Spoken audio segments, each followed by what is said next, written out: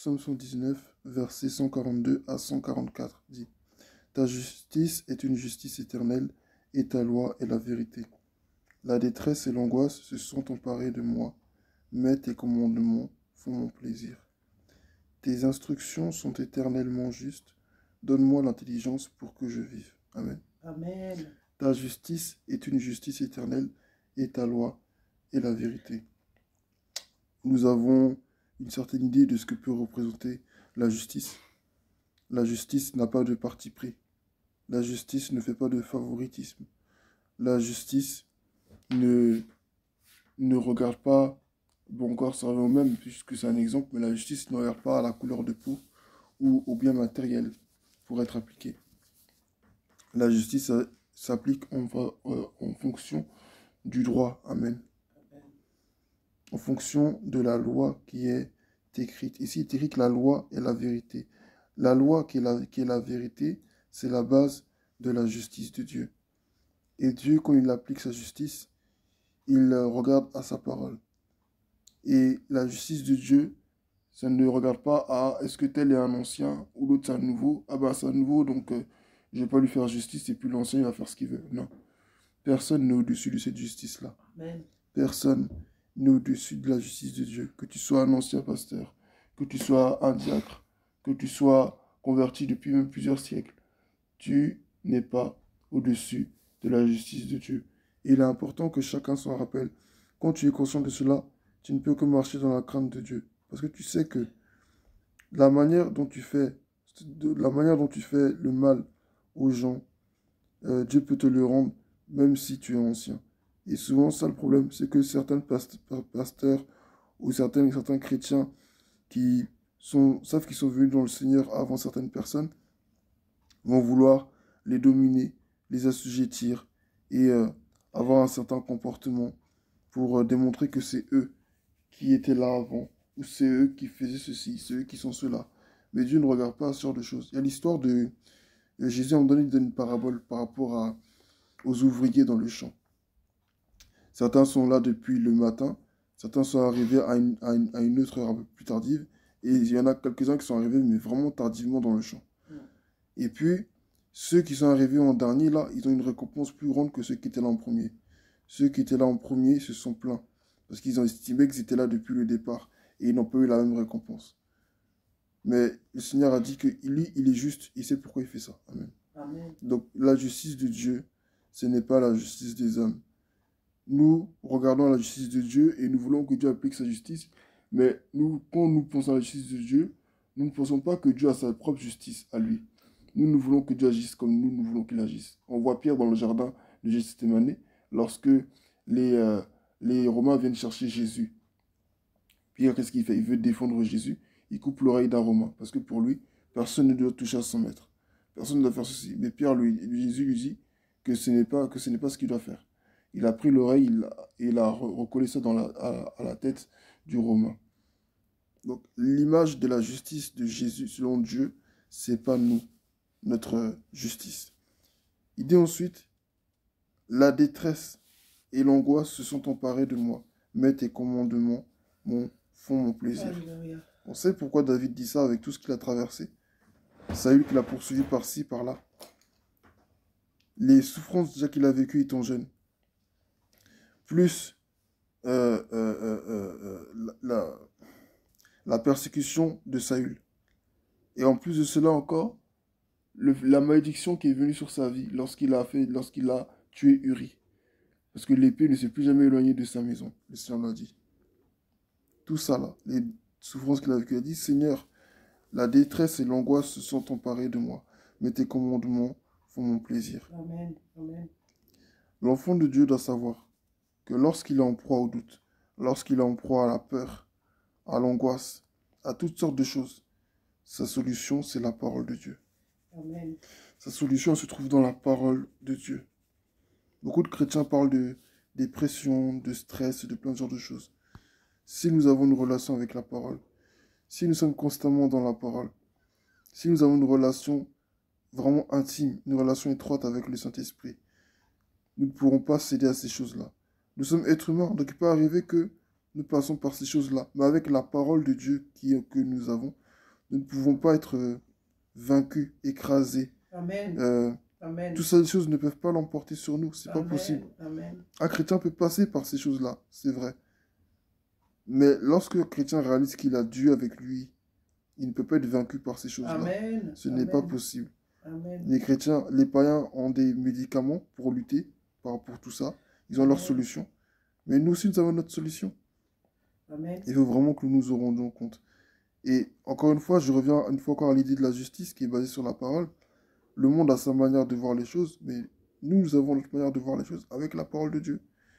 Et c'est ça, c'est ce qui fait notre joie, c'est ce qui fait notre réussite. Nous ne devons pas faire les choses comme le monde le fait. Ici, il dit, la détresse et l'angoisse se sont emparées de moi. Donc ça veut dire que il était à un stade où tout ça avait vraiment pris le dessus sur lui. Il n'avait plus le contrôle de quoi que ce soit. Il était vraiment assujetti par ses émotions négatives. Mais qu'est-ce qui l'a aidé à reprendre le dessus? C'est la parole de Dieu. Amen. Qu'est-ce qui l'a aidé à traverser ces moments difficiles? À garder la tête hors de l'eau? C'est la parole de Dieu. Amen. Donc, en termes de justice, en termes de droit, en termes de, par rapport à tout ce qui nous arrive, nous devons nous fier à la parole de Dieu. La loi de Dieu, qui est la vérité, c'est sa parole. Les commandements de Dieu qui font son plaisir, c'est sa parole, encore une fois. Amen. Les instructions sont éternellement justes. Encore une fois, il parle de justice.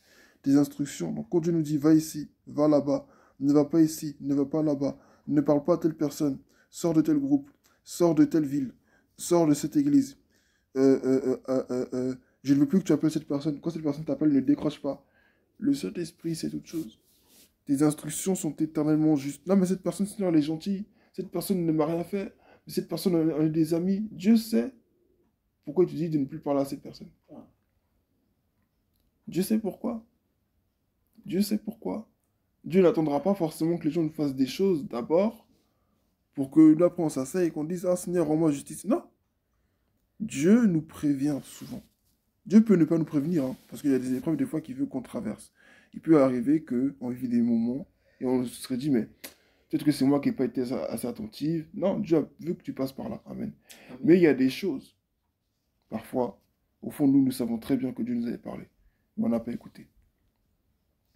Tes instructions sont éternellement justes. C'est-à-dire que, éternellement juste, c'est-à-dire à aucun moment, jamais ce qu'il dit là, ça peut être injuste. À aucun moment. Quand Dieu a dit à Abraham d'aller sacrifier Isaac, là, c'était juste. Quand Dieu a dit à Abraham de chasser Agar et Ismaël, c'était juste. Quand Dieu a dit quand Dieu a envoyé Élie, c'était juste. Tout ce que Dieu fait, c'est juste. Amen. Tout ce que Dieu nous dit de faire, c'est juste. Quand Dieu ouvre une porte, c'est juste. Quand Dieu aussi ne veut pas ouvrir de porte, c'est juste. Quand Dieu exauce une prière, c'est juste. Quand il n'exauce pas aussi, c'est juste. Mais ici, on parle d'instruction. On ne parle pas d'exaucement de prière. Quand Dieu nous donne des consignes à suivre, des ordres, des conseils, tout ça, là, ce sont des instructions. Dieu, tout ce qu'il dit, c'est toujours bon pour nous. Amen. Il ne fera jamais des trucs qui sont mauvaises pour nous. Il dit dans sa parole, quand il parle de la prière, il dit que si vous, aussi hommes, aussi méchants comme vous êtes, vous ne donnez pas de mauvaises choses à vos enfants lorsqu'ils vous le demandent. Combien de forte raison le Père ne vous donnera pas ce que vous demandez lorsque vous... combien de fois le Père ne vous exaucera-t-il pas lorsque vous le lui demandiez? Dieu nous exauce toujours. Dieu répond aux prières. Et Dieu nous conduit, Dieu nous oriente. Mais souvent, nous ne voulons pas écouter. Et à la fin, nous ne comprenons pas. Il dit, donne-moi l'intelligence pour que je vive. Donne-moi l'intelligence. Nous savons que la Bible nous dit, je crois dans le livre des psaumes ou des proverbes, si je ne me trompe pas. Non, c'est le livre des proverbes.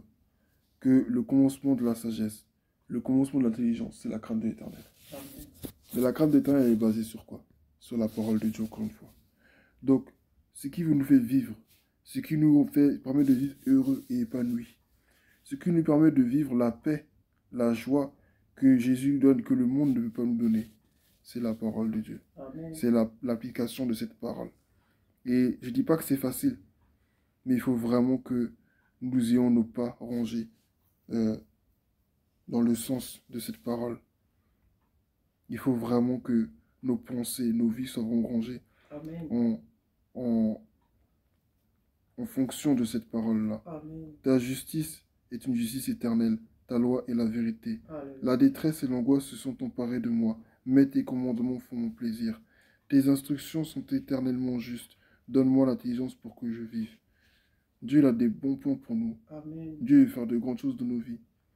Mais si nous n'avons pas de relation avec lui, si nous n'avons pas cette intimité qu'il lui désire tellement avoir avec nous, cette intimité qu'il avait avec Adam dans le jardin d'Éden, Dieu a toujours voulu avoir une proximité avec les hommes. Voilà pourquoi il a toujours choisi des prophètes pour se révéler. Il a fait des miracles, il a fait plein de choses, il a envoyé toujours des paroles. Dieu a toujours cherché, Dieu a toujours voulu être proche de nous. Et c'est parce qu'il veut rester proche de nous qu'il nous donne sa parole. Alléluia. Alors ce matin, je t'encourage et je m'encourage aussi à garder cette parole. Dans Psaume 1, il dit quoi? Heureux l'homme qui ne suit pas le conseil des méchants, qui ne s'arrête pas sur la voie des pécheurs, qui ne s'assied pas, pardon, qui ne s'arrête pas sur la voie des pécheurs, qui ne s'assied pas en compagnie des moqueurs, mais qui médite la parole de Dieu jour et nuit. Il est comme un arbre planté près d'un courant d'eau. Tout ce qu'il fait lui réussit. Donc, nous devons être de ces hommes, de ces femmes qui sont dans la parole. Si on ne demande pas de ne plus aller à l'école, de ne plus travailler. Mais celui qui médite la parole de Dieu, ce n'est pas celui qui est assis sur son lit, dans sa chambre, puis qui prend des notes avec une concordance, etc. Mais c'est celui qui, lorsqu'il est sur le point de faire quelque chose, il pense à la parole. Lorsqu'il est sur le point de poser une action, de prendre une décision, il pense à la parole. Amen. Lorsqu'il est face à une tentation, il pense à la parole. Lorsqu'il est prêt à sortir de chez lui, il pense à la parole. Lorsqu'il aime avec des relations, ils sont en train de parler, ils sont en train de dire des choses peut-être qui sont bonnes ou pas, lui, il pense à la parole. Est-ce que c'est vraiment juste? Est-ce que c'est pas bien? Est-ce que c'est vraiment bien? Il est constamment en train de s'interroger et de confronter la parole de Dieu avec sa vie, sa réalité. Ça aussi, c'est la méditation de la parole de Dieu. Parce que tu veux mettre en application ce que tu as lu, ce que tu as entendu. Et la parole de Dieu, c'est notre vie de tous les jours. Tout à l'heure, je vais manger. Est-ce que la manière dont je vais manger là, est-ce que c'est pas excessif? Est-ce que c'est pas excessif? La première chose que je vais regarder sur mon téléphone tout à l'heure, quand je vais être sur les réseaux sociaux, est-ce que c'est le bon moment pour être sur les réseaux sociaux? Là, il est 7 heures. Est-ce que c'est le bon moment? Je ne pense pas. Dieu a tout orchestré et le Seigneur nous le montre chaque jour. La parole de Dieu, c'est notre base. Nous ne pouvons pas vivre sans. Nous voulons savoir ce que c'est que la justice. Nous voulons savoir ce que Dieu attend de nous. Amen. Qui dit commandement dit instruction aussi. Donc, qui dit tout ce que Dieu fait est bon pour nous. Nous voulons savoir dans quelle direction nous devons aller, ce que nous devons faire. La parole de Dieu. Quelles que soient les décisions qu'on veut prendre, quel que soit là où on veut aller, nous avons besoin de la parole. Alléluia. Ne nous privons pas de la parole. Et ne privons pas les gens autour de nous de la parole. Peut-être que tu ne diras pas toujours aux gens Jésus t'aime, mais selon ce que tu as reçu, tu peux conseiller des gens autour de toi. Selon ce que tu as reçu, tu peux être une lumière pour des gens autour de toi. Alléluia. Alors je t'encourage, je m'encourage à vivre avec la parole. Alléluia. Parce que rien dans nos vies ne peut s'accomplir sans la parole. Amen. Amen.